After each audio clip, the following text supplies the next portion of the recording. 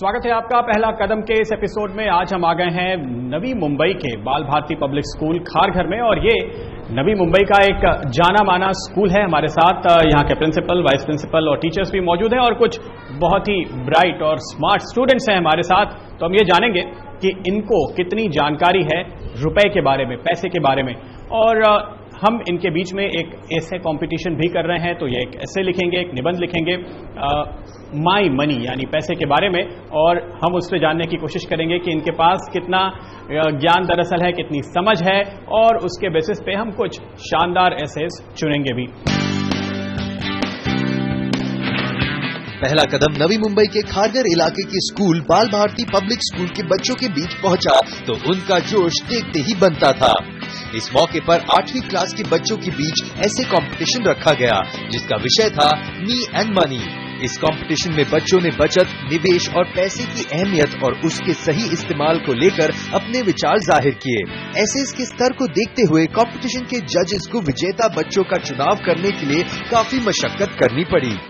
इसी के साथ बाल भारती पब्लिक स्कूल के बच्चों के बीच बचत और निवेश को लेकर एक वर्कशॉप भी आयोजित की गई। बच्चों ने एक्सपर्ट से बचत और निवेश के टिप्स ही नहीं लिए बल्कि अपने सवालों से भी उन्हें हैरान कर दिया। तो सबसे पहले अपने मेहमानों के साथ परिचय कर लेते हैं। हमारे 2 मेहमानों से आप सभी परिचित हैं, हर हफ्ते उनसे मुलाकात होती है। बिरला सन लाइफ की टीम से अजय मित्तल और मिस्टर राव हमारे साथ हैं ही, साथ ही हरीश बरके हमारे साथ हैं वे टू वेल्थ के, और ये भी बताएंगे यहाँ पे बच्चों को कि किस तरह से वो नए नए प्रोडक्ट्स में कैसे पैसे लगाते हैं, निवेश करते हैं। काफी इंटरेस्टिंग होगा ये देखना कि किस तरह से हमारे ये एक्सपर्ट जो आमतौर पे बहुत ही दिग्गज, बहुत ही पढ़े लिखे और बिल्कुल एटलीस्ट ग्रेजुएट लोगों को कैटर करते हैं और उन्हें समझाते हैं कि कहाँ पैसे लगाएं, कैसे निवेश करें। ये बहुत बड़ा चैलेंज होगा अजय आपके लिए कि आप बच्चों को कैसे बताएंगे कि उनको क्या करना चाहिए। जैसा कि आज का ये प्रोग्राम है पहला कदम। पहला कदम हर चीज के लिए बड़ा इंपॉर्टेंट है। A journey of miles can through with one step, with a single step. पहला कदम लाइफ में इतना इंपॉर्टेंट है, जैसा कि आपने देखा यहां पर अभी आप लोगों से ऐसे भी लिखवाया जाएगा माई मनी। तो आपके लिए पैसे का क्या महत्व है, पैसा आपके लिए क्यों इंपॉर्टेंट है। वैसे तो हर आदमी के लिए पैसे की अपनी एक परिभाषा है, अपनी एक सोच है। आपकी भी अपनी सोच होगी। कुछ लोग सोचते हैं पैसा जो है केवल खर्च करने के लिए होता है। कुछ लोग सोचते हैं नहीं, पैसा जो है जो जरूरतमंद है उसकी अगर मदद करेंगे तो उसके लिए है। कुछ लोग सोचते हैं नहीं, पैसा जो है सब कुछ है, पैसा पावर है, पैसा फेम है। तो अलग अलग व्यक्तियों की, अलग अलग लोगों की अलग अलग सोच है पैसे के बारे में। मगर पैसा है क्या? पैसा है एक जरूरत। और अगर हमें यह समझ आ जाए कि हमारे जरूरत में और हमारी चाहत में क्या फर्क है, that is called needs and wants, the difference between needs and wants. आप लोग परिचित होंगे नीड्स और वांट्स से या नहीं? कितने लोग परिचित हैं नीड्स और वांट्स? 5-6 स्टूडेंट्स। सो किसी के लिए कुछ नीड्स हो सकती है तो किसी के लिए वही चीज उसके लिए वांट्स हो सकती है। So that depends. सेकेंड, अब जैसे आप में से काफी बच्चे ये सोचते होंगे कि पैसा जो है केवल खर्च करने के लिए होता है। सोचते हैं? कितने बच्चे सोचते हैं ऐसा? ज्यादातर बच्चे यही सोचते हैं कि पैसा केवल खर्च करने के लिए होता है। मगर ऐसा नहीं है। बच्चों के लिए सेविंग करना उतना ही जरूरी है जितना बड़ों के लिए सेविंग करना है। अगर आप सेविंग नहीं करते हो, सारा पैसा खर्च कर देते हो, एवरीबडी गेटिंग पॉकेट मनी, सबको मिलता है पॉकेट मनी? नहीं मिलता है। अगर आपको पॉकेट मनी मिलता है और उस पॉकेट मनी में से आप पूरा पैसा खर्च कर देते हो तो दिस इज नॉट गुड। ऐसा नहीं है, उस पैसे से हो सकता है आपके लिए उस पैसे का आज उतना महत्व ना हो, वो जोड़ने का इतना महत्व नहीं है जितना कि आपके अंदर उस आदत को डालने का। एक सेविंग की आदत बच्चों में होना उनके भविष्य को उज्जवल बनाता है। अगर आप अपना भविष्य उज्जवल करना चाहते हैं, अच्छा करना चाहते हैं, तो अपने अंदर सेविंग की आदत डेवलप करना बहुत जरूरी है। दूसरी चीज है कि सेविंग, ये देखा गया है जो बच्चे ज्यादा सेविंग करते हैं या जो बच्चे फाइनेंशियली इंडिपेंडेंट होते हैं, वो बच्चे, ये रिसर्च हुई है ऐसी, वो बच्चे अपने फाइनेंशियल गोल्स को अचीव करने में सक्षम रहते हैं। नाउ अभी आपको हम एक वीडियो दिखाएंगे जिसमें बताया गया है कि म्यूचुअल फंड क्या होता है, सेविंग्स क्या होती है। क्रॉस फिट के आती आपण डिस्कशन ते पण एकदा दे ना मला please.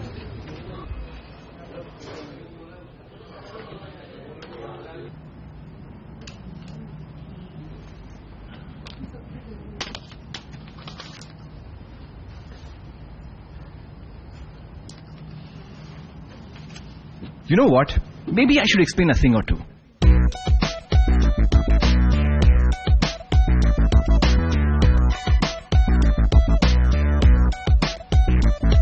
There's lots of things that you've got wrong. Listen up, pay attention to the mutual fund song. No, I am really fine, thank you. But what if the markets crash? But so, can your car? Will you never drive very, very far? But I'll have to keep an eye on them all the time. Do you watch a plant grow? Day and night? Leave it be, man. They'll be just fine. It just sounds like a bit of a gamble, you know. Am I sending you to a casino? Invest for long, you'll be good to go. Samajhna yaar. There's lots of things that you've got wrong. Listen up, pay attention to the mutual fund song. But don't I need to wait for the perfect time? It's not a wedding date. It's a mutual fund. It's always the right time to invest, my son. But so many options. What's the difference, yaar? Look closer, na. They look the same from afar. I don't save money and I've got a family to feed. Have you got $1,000? Well, that's all you need. Ab samjha? There's lots of things that you've got wrong. Listen up, pay attention to the mutual fund song. Kyunki janoge, tabhi to manoge. An investor education initiative by Birla Sun Life Mutual Fund. Stop the rhyme.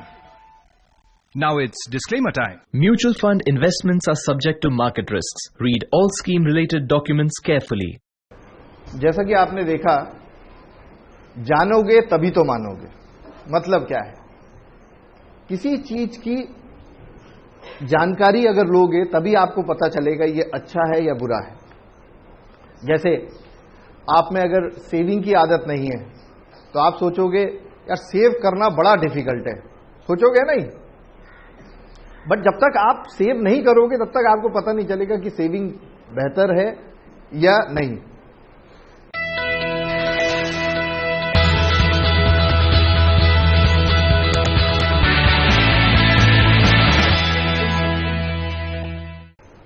ना अगर हम देखें needs और wants, needs और wants में क्या फर्क है,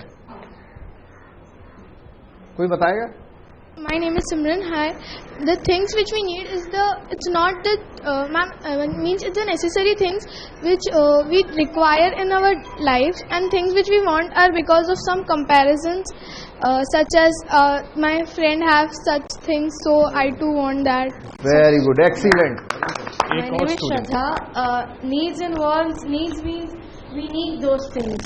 Like a resource, we need those things for our life, and wants, we want those things. We are for example, my friend, she has a color pencil from Singapore. So I want that color pencil from Singapore. Excellent. That means very good example. Excellent example. देखिए needs आपको बताऊं, needs जो है limited होती हैं। हमारी जो जरूरत होती है ना वो लिमिटेड होती है। बट हमारी वांट्स जो है दैट इज अनलिमिटेड। आपकी जो नीड्स हैं वो लिमिटेड हैं और वांट्स जो है अनलिमिटेड हैं। इसलिए अपना जो स्पेंडिंग है वो नीड्स पे करें और अपनी वांट्स को क्या करें, रिड्यूस। आप आगे चल के लाइफ में बहुत पैसा कमाओगे। तो जब भी हमारी स्पेंडिंग हो तो हमें अपने आप से 3 सवाल पूछने हैं, तो आपको समझ में आ जाएगा ये चाहत है या जरूरत। सपोज मेडिसिन का एग्जांपल लेता हूं। आई एम इल और मैंने मेडिसिन ली, अगर मैं ये दवाई ना लूं तो क्या होगा? पहला, अगर मैं ये चीज ना लूं तो क्या होगा?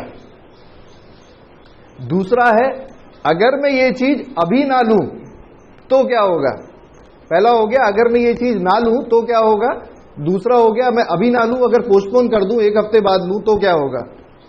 या ये जो चीज है इसके अलावा मैं किसी सस्ती चीज से अपना गुजारा चला सकता हूं, तो आपको समझ में आ जाएगा ये मेरी नीड्स है या वांट्स है। तो मेडिसिन इज अ नीड और अ वांट? एक्सीलेंट। अब are you a financially responsible kid? हम एक बच्चे को कह सकते हैं कि वो फाइनेंशियली रिस्पॉन्सिबल है अगर वो अपना पैसा सोच समझ के इस्तेमाल करे, बहुत सोच समझ के कि अगर मैं ये करूं तो क्या होगा, वो करूं तो क्या होगा। Very good, thank you. Now अगर हम कहें फाइनेंशियली रिस्पॉन्सिबल पर्सन, कौन होते हैं फाइनेंशियली रिस्पॉन्सिबल पर्सन या फाइनेंशियली रिस्पॉन्सिबल बच्चे? हमारी जो अर्निंग, सेविंग और स्पेंडिंग को अगर हम प्लान करें, अगर हम अपनी अर्निंग, सेविंग और स्पेंडिंग को प्लान करके चलते हैं तो हम लोग क्या हैं? Financially responsible. सो आज की तारीख में क्या है, बच्चे प्लानिंग नहीं करते हैं स्पेंडिंग के लिए। तो जो भी बच्चे अपनी रिस्पॉन्सिबिलिटी के साथ, फाइनेंशियल रिस्पॉन्सिबिलिटी के साथ अपनी अर्निंग, सेविंग और स्पेंडिंग को प्लान करके चलते हैं, ये देखा गया है वो अपने फाइनेंशियल गोल्स को इजीली अचीव करते हैं, अपने पर्सनल गोल्स को इजीली अचीव करते हैं। और जब भी आप अपने फाइनेंशियल गोल्स और पर्सनल गोल्स की बात करते हैं, वो अचीव करना अपने आप में एक बहुत बड़ी बात होती है। अब जो फाइनेंशियली रिस्पॉन्सिबल किड्स या फाइनेंशियली रिस्पॉन्सिबल लोग होते हैं, वो लोग उनके गोल्स जो हैं वो स्मार्ट गोल्स होते हैं। वो स्मार्ट गोल्स कौन से होते हैं, अभी एक वीडियो के बाद देखेंगे हम लोग। आज मिस्टर चैटर्जी अपनी पहली मॉर्निंग वॉक से विजयी लौटे और बोले, फर्स्ट डे वेरी गुड। फिर वजन चेक किया और कहा, हाँ, ये तो कम ही नहीं हुआ, टूटा है क्या? ये तो आप मानोगे कि इतनी जल्दी रिजल्ट्स नहीं मिलते, पर यही बात अगर मैं आपको इक्विटी म्यूचुअल फंड्स के बारे में कहूं तो आप मानोगे? मान जाइए, अच्छे रिटर्न्स पाने के लिए टाइम दीजिए। Log on to janotomano.com from Birla Sun Life mutual fund. Mutual fund investments are subject to market risks. Read all scheme related documents carefully. अब आपने देखा, जानोगे तभी तो मानोगे। जैसा कि मैंने बताया,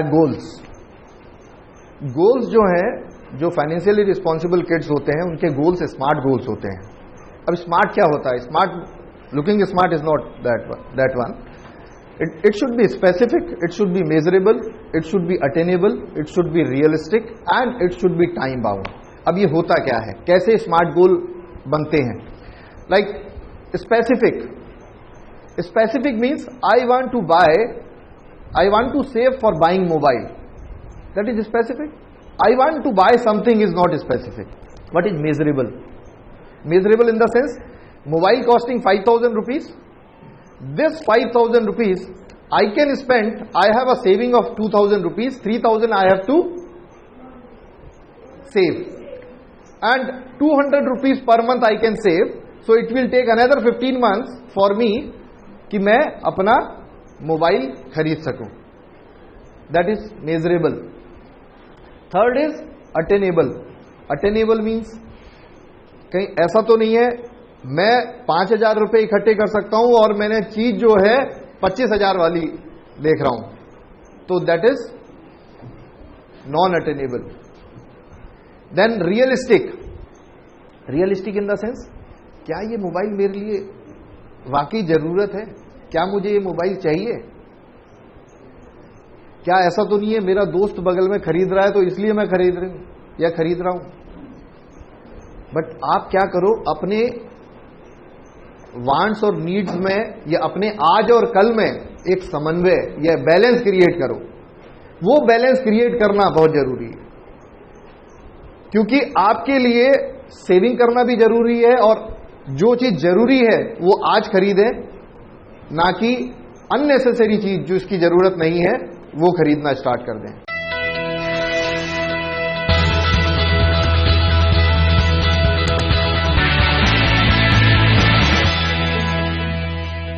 और हमारे अगले एक्सपर्ट जो हमारे साथ मौजूद हैं वे टू वेल्थ से हरीश, आइए देखते हैं कि इनका क्या कहना है बच्चों से. Before I start with this presentation, I would like you to go through this video. It's a short clipping. Do you remember the story about Goob and the bug collecting kit? Some of your teachers may have read it to you earlier this year. We'll refresh your memory in case you forgot it or never heard it before. Goob was walking home when he saw the most amazing thing in the world, a bug collecting kit. He really wanted that kit, so he went home and made a list of what he wanted. Goob decided to have a lemonade stand. He let Jumper help with his plan. After a few hours, they sold all their lemonade. They decided to split their earnings. They each earned $10. Once Jumper got his money, he rushed off to Toodle's toy store to spend his money. He spent it on a bag of popcorn, a cheap yo-yo which broke quickly, and a squirt gun which he lost on the way home. On the other hand, Goob went home. He went to his list and he looked at it. He put $1 in his savings. Next he went to Toodle's and he bought the bug collecting kit, a mirror for Tagalong Alley's birthday present, and a slice of honey pizza. He had $2 left and was heading to the movies when Jumper caught up with him. Jumper was sad because he spent all his money and had no more. Being a nice friend, Goob took Jumper to see the giant spider eats the blob. So, have you heard this story before? This is basically taken from a book, The 7 Habits of Happy Kids, and it's written by Sean Covey. It's basically talks about how children should inculcate this habit of savings and goal setting and all. So this Goob the bear, आपने सुना होगा कि Goob the bear था, तो वो bear क्या कर रहा था? उससे पहले क्या किया उसने? Before doing any job, he thought he had a goal that he wants to buy this bug collector, and he started to save money and then he bought. Yeah, but before saving, what did he do? He set a goal for himself. Yeah. So first thing what he did was, पहले उसने क्या किया? उसने एक goal list बनाया. उसने एक paper पे लिखा उसके गोल्स क्या है. And उसके गोल में पहले क्या था कि he will earn that money first. Then he will save that money, and from that money he will buy this kit and whatever he wants. So the first step in financial planning or even in goal planning is that you need to write down your goals first. फिर उसने क्या किया कि उसने कमाने का earning करने का कोशिश की. तो अर्निंग करने के लिए उसने क्या किया, उसके फ्रेंड के साथ एक बिजनेस सेटअप किया. कौन सा बिजनेस? लेमनेड बेचने का. तो लेमनेड बेचते बेचते ही मेड सम मनी. उस मनी से उसने क्या किया, उसने उसके फ्रेंड के साथ डिवाइड किया वो पैसे को, एंड उसने उसके पैसे के हिस्से से उसने वो किट खरीदा. On the other hand his other friend jumper, उसने क्या किया, उस पैसे को उसने अनवांटेड चीज़ों में खर्चा कर दिया. जो चीज़ें उसको ज़रूरत भी नहीं थी, जैसे वो स्क्वाट गन जो खराब हो गया, यो जो सस्ता वाला यो था वो टूट गया, एंड उसने कुछ बबल गम या च्युइंगम लिया एंड कैंडीज लिया and he at it away. So he spend the entire money. What did the bear do? The bear saved a part of it, and with the rest he bought the kit. So in the end what happened, when they wanted to go for a movie, jumper जो था उसके पास पैसे ही नहीं थे क्योंकि उसने फिजूल खर्ची कर दिए थे, वेरएस इसने सेव करके रखे थे, तो क्या हुआ, इसके पैसे से जंपर भी उसके मूवी के लिए जा सका. तो what is the moral of the story?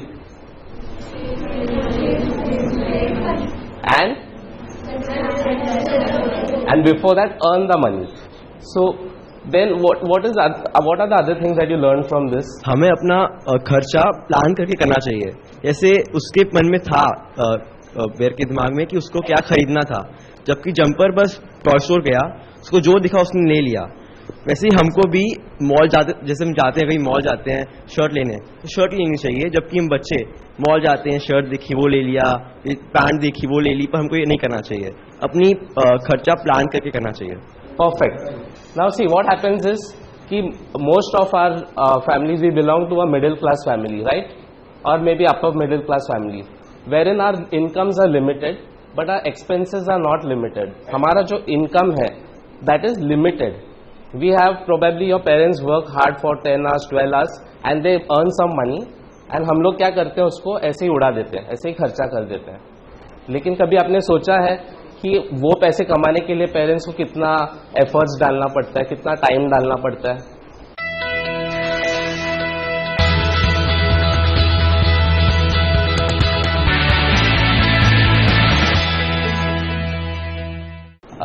Money के बारे में इनफैक्ट मैं उनसे पूछना चाहूंगा कि उन्होंने अभी क्या लिखा है, उन लोग क्या चाहते हैं, उनका सोच क्या है मनी के बारे में? Money is a necessity of life, just like food, water and air. So that means money is needed for every is a necessity, right? So you need money for your basic to fulfill your basic needs, right? This is exactly my point, that money, you need money for everything. So money आपके पास आएगा कैसे? And मैं जो topic पे बात करने वाला था कि मनी को आप ग्रो कैसे करेंगे. तो ग्रो करने से पहले मनी आएगा कहां से आपके पास? या My name is Sakshi. I'm from 8th Rose. We should save money, and if we will save money, if we do hard work and save money, it will help us in future. So we should save and we should do hard work. Yeah, to save money, आपके पास money आएगा कहाँ से? If we do hard work, we can gain money. Hard work मतलब you'll do some job or you'll do some labor, and then you'll get that money, right? Or you can ask for pocket money from your parents, correct? So you all get pocket money, right? So basically, what we are saying is that you need to save money so that you can grow that money, correct? Right. आपके लिए क्या important है life में? आपको क्या चाहिए, आपकी needs क्या है? Anything, it could be anything. Yeah, there. I want to become a doctor and help everyone. Yeah, so that is your dream, right? So what you need to do is, first thing is you need to write it down on a piece of paper and paste it wherever, on your dressing table, on your dining table, or wherever, your drawers, so that you can see it every day and you can read it every day and remember and remind yourself that you want to be a doctor, correct? Next thing what you will do is, you will start saving for that dream of yours, right? To become a doctor you need large amount of money, correct? तो उसके लिए आप क्या करोगे? आपको save करना पड़ेगा, correct? Save करने के लिए आप क्या करोगे? जो अननेसेसरी चीजें हैं, जैसे वो जो स्क्विरल था, अननेसेसरी चीजों में उसने कुछ पैसे खर्चा किया, तो instead of spending money on unnecessary things, what do? You save that money, and after you save that money you need to invest that money somewhere so that money grows, correct? Because only when your money grows, you will have enough money or sufficient money to fulfill that need or dream of yours, right? Importance of saving. अच्छा, now you all tell me, आप बताइए मुझे कि saving क्यों करना चाहिए? We can use it in when we have any emergency or anything like that. Perfect. So have you started saving for your emergency? Where do you save your money? So I have an account. You have a bank account, right? Very good. So this is what I am saying. So if you all don't have a bank account today, ask your parents to open one kid's bank account for you all, and you all can start saving in that account. Correct? So you should start saving और तैयारी करनी चाहिए. सबसे अच्छी बात है कि आपको अभी से आदत पड़ेगी तो आप फ्यूचर में अपनी सेविंग्स उस तरीके से प्लान कर पाएंगे. अगले एक्सपर्ट की तरफ हम बढ़ते हैं. अब यहाँ पे अजय, आप जो लगातार ये कहते हैं कि लोगों को सेविंग करनी चाहिए, सेविंग क्यों करनी चाहिए? 3 चीजें हैं जो हमारी अर्निंग्स है, सेविंग्स है और स्पेंडिंग है, उसमें अगर हम डिफरेंस देखें, अगर हम उसमें डिफरेंस ना कर पाए, क्या होता है जब हमारी इनकम हुई या हमारी अर्निंग हुई तो हम लोग खर्चा ज्यादा कर देते हैं और सेव कम करते हैं। तो सबसे इंपॉर्टेंट चीज है सेविंग इसलिए करनी चाहिए कि आपके जो गोल्स हैं, आपके जो ड्रीम्स हैं, उसको फुलफिल करने के लिए। अब सबसे बड़ी चीज है आपका जो ड्रीम है, भाई आप ड्रीम देखोगे तभी फुलफिल होगा, गोल होगा तभी आपका अचीव होगा।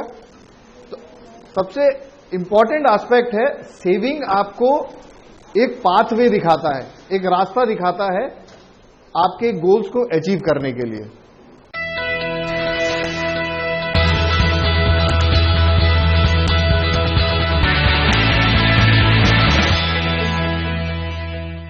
तो मुझे लगता है कि ये लेसन सभी लोगों ने सीख लिया है। और अब दोनों जो प्रेजेंटेशन आपने देखी उसके ऊपर कोई भी सवाल? हाँ जी।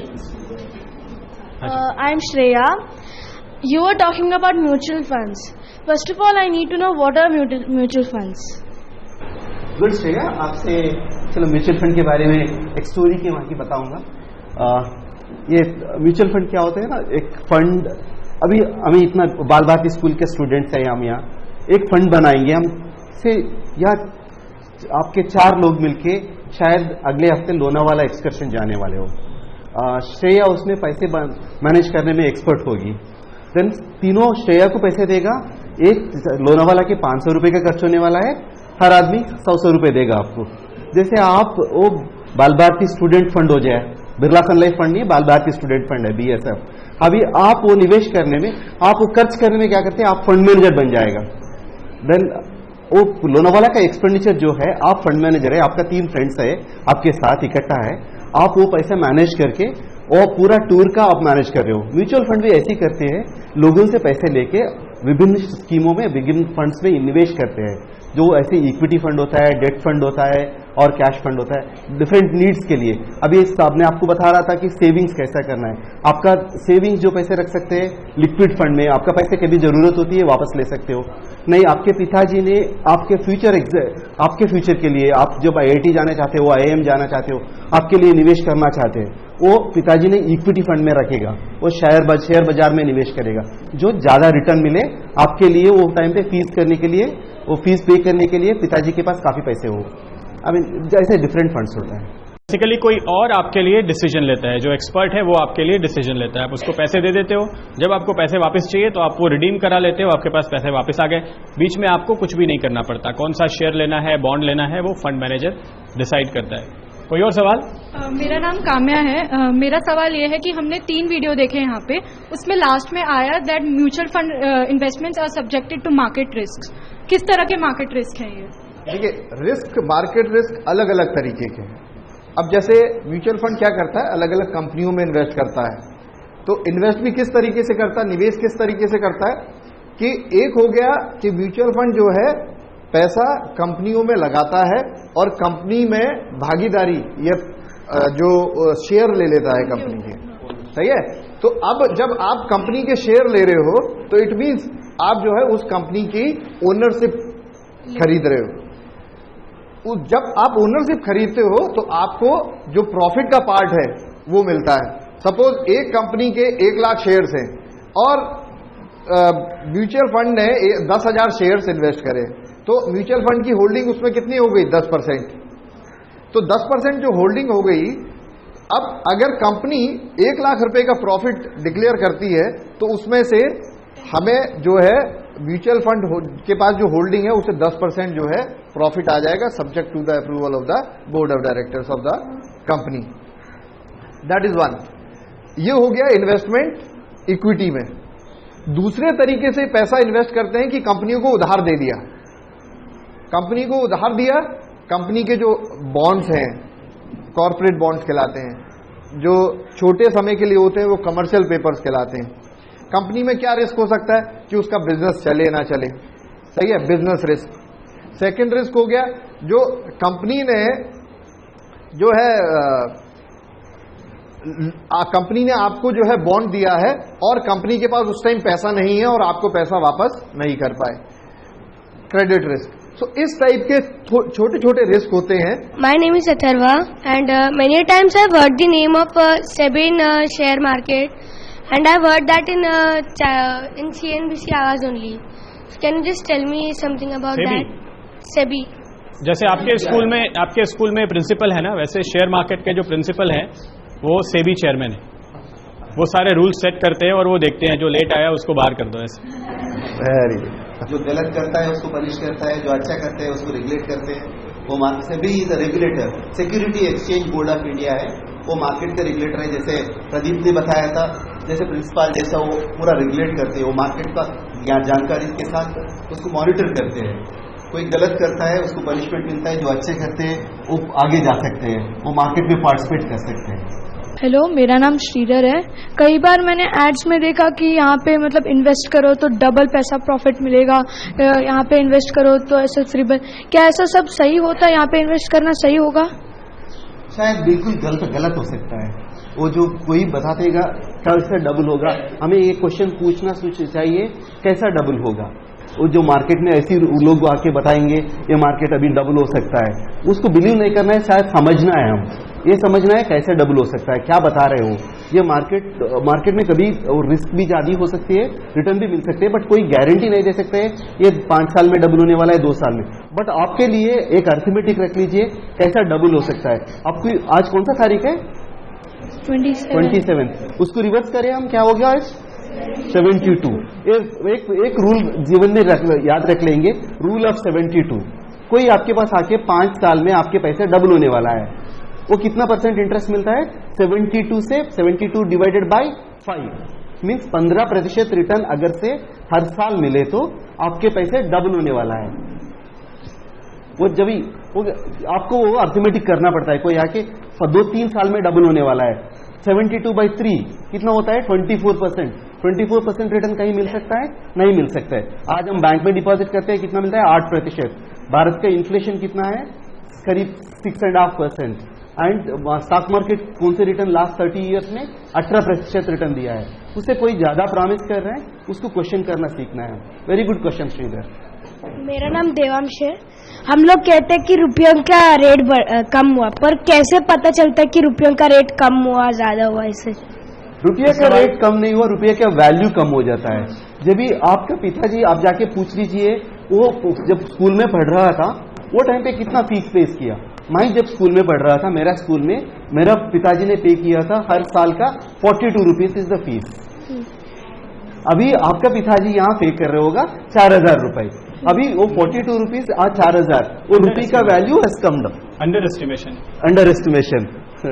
रुपये का वैल्यू हैज कम डाउन. वो इन्फ्लेशन के मुताबिक रुपये का वैल्यू कम होता है. आज आपके पास 100 रुपए हो, अगले साल ये 100 रुपए में हम जाके आज कोई चीज खरीद सकते हैं, अपने को 100 रुपए का वैल्यू मिलता है. अगर से अगले साल हम वही मार्केट में जाके वही वस्तु लेना चाहिए तो उसका प्राइस होगा 110 रुपया. वो 10 रुपए क्या हो गया? इन्फ्लेशन के मुताबिक inflation the once it is coming in, value of the rupee is coming down. That is the reason आपको ये पावर ऑफ कंपाउंडिंग और सेविंग के बारे में कहते हैं, इन्फ्लेशन के बारे में भी जानना जरूरत होता है. ये इन्फ्लेशन के मुताबिक रुपये का वैल्यू कम हो जाता है. अभी देखिए आपके पॉकेट में 1000 रुपए हो, अभी भारत का इन्फ्लेशन है 6.5%. आप अभी आपके एज है 12 साल, आप 42 ईयर्स जब बनते हो, 30 ईयर्स के बाद आपके पॉकेट में वो 1000 रुपीज ऐसी रख लीजिए, उसका वैल्यू बन जाएगा 150 रुपए. या 6.5% इन्फ्लेशन के मुताबिक वो नीचे आता है. वो rupee value is coming down. That's what we will say. Okay, रुपए का वैल्यू जब आप बोलते हैं ना, तो 2 तरीके से जो अभी मिस्टर राव ने समझाया वो ये था कि रुपए का वैल्यू किसके सामने आप देखते हो. ठीक है, जैसे कि मार्केट में आपने कहा कि सब्जी महंगी हो गई, आजकल बहुत सुनते होगे आपके अनियन बहुत महंगा हो गया है ना. तो कोई चीज महंगी होती है उसको इन्फ्लेशन बोलते हैं हम लोग. तो रुपए की वैल्यू दूसरे चीजों के सामने महंगी हो जाती है बिकॉज ऑफ इन्फ्लेशन. वो एक वैल्यू होता है कि रुपए की वैल्यू कम हो रही है. दूसरा जो आप लोग सुनते हो कि डॉलर के सामने रुपया कम हो गया, जो न्यूज में आता है कि रुपया गिर गया, तो वो डॉलर के सामने किसी और करेंसी के सामने गिर गया. किसी से कंपेयर करेंगे ना, वो कंपैरिजन करते हैं. तो अगर इंडिया में जो इन्फ्लेशन है वो बहुत ज्यादा है और यूएस में इन्फ्लेशन बहुत कम है, तो क्या होता है कि इंडिया का जो रुपी है डॉलर के मुकाबले में गिर जाता है. क्यों? क्योंकि जिस टाइम में, जैसे कि मिस्टर राव ने आपको बताया कि आपके स्कूल की फीस अगर 25 साल में 400 रुपए से 4000 हो गई, तो यूएस में शायद वो $100 से $1000 नहीं हुई, क्योंकि वहां पे इन्फ्लेशन इतना नहीं है। तो उस टाइम फ्रेम में रुपए की वैल्यू कम हो जाएगी और डॉलर की वैल्यू बढ़ जाती है।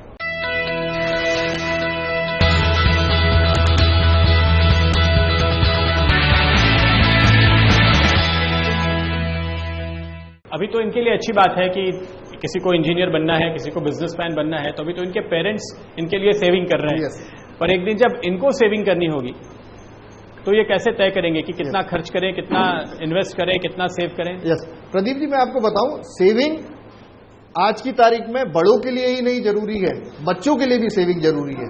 और क्यों जरूरी है कि अगर आप में आज से सेविंग की आदत नहीं आई, क्योंकि ये जो आदत है सेविंग्स की, ये आती है बचपन से। अगर आज आप में सेविंग की आदत नहीं आई और फिजूल खर्ची की आदत आई, तो ये जिंदगी भर आप उसी पाथ पे चलोगे। तो भले ही आप अपने पॉकेट मनी से या जो भी आपको पैसा मिलता है उसमें से, कोई गेस्ट आता है तब भी आपको पैसा देता है, या आप कहीं जाते हो तो किसी ने आपको पैसा दे दिया, होता है ना, तो उसमें से भले ही आप 20% या 100 रुपये मिला है तो उसमें से 30 रुपये या 20 रुपये आप सेव करें। ये नहीं कि आपको एक बड़ा अमाउंट इकट्ठा करना है, एक आपको अपने अंदर एक आदत डालनी है, वो बहुत इंपॉर्टेंट है। कितने लोगों को यहाँ सेविंग करने की आदत है? सच है। तो कितना कितना पैसा किसके पिगी बैंक में है? अच्छा, एक चीज और बताइए, अपना ये डॉग बैंक या टॉर्टोइज बैंक क्यों नहीं होता है, ये पिगी बैंक क्यों होता है? Yes, somebody knows. क्योंकि पिगीज का स्टमक बड़ा होता है तो उसमें हम पैसे डालते हैं। That is also a good answer, but इसका सही आंसर बेटा क्या है?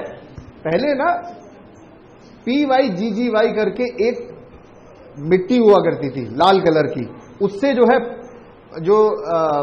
उससे एक आपका जो है मनी बैंक बनता था, और उसी मिट्टी के नाम से पिगी बैंक हो गया। हल्के हल्के उसको शेप जो है पिग का दे दिया, but ultimately it is from that soil, sand.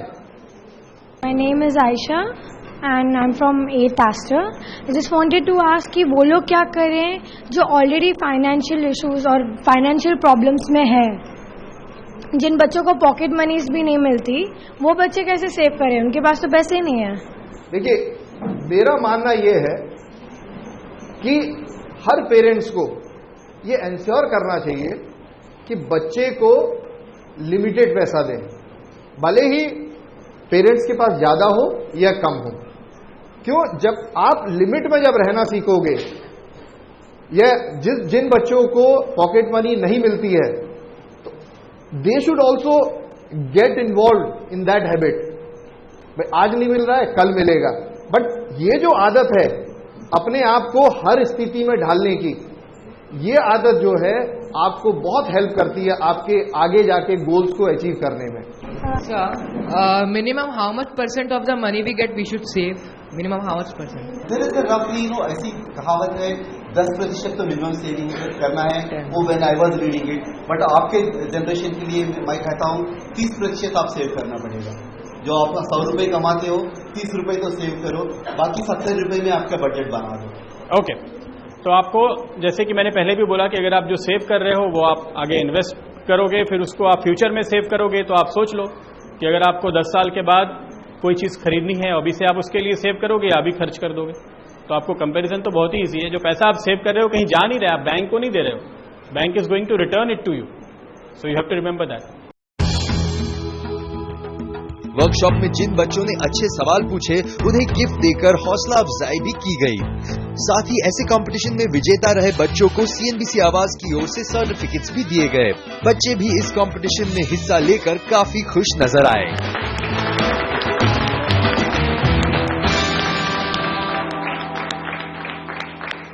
तो आज बाल भारती पब्लिक स्कूल में हमारी इस पूरी चर्चा, बातचीत और ऐसे राइटिंग कंपटीशन में फिलहाल इतना ही। आप सभी से लेंगे इजाजत। बहुत बहुत शुक्रिया, थैंक यू, और बहुत ही शानदार पार्टिसिपेशन के लिए इस पूरी क्लास के लिए जोरदार तालियां।